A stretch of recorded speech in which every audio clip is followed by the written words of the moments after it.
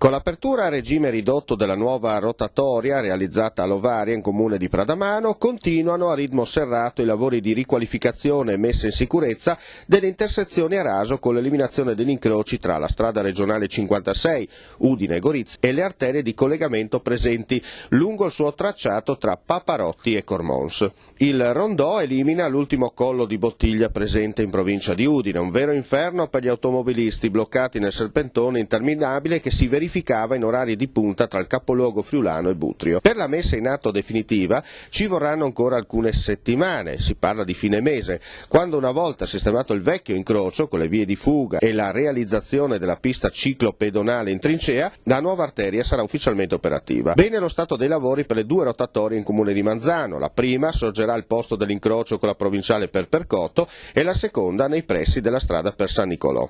In fase avanzata anche la rotatoria di San Giovanni a Natisone nei pressi del bivio per località Bolzano, è ancora in alto mare quella che deve sorgere in via delle Rosie, lavori bloccati in attesa di sentenza del TAR. Infine, in fase di ultimazione anche la rotatoria in costruzione all'incrocio del Saldarini in comune di Cormons, altro punto nero della viabilità lungo la 56 in provincia di Gorizia.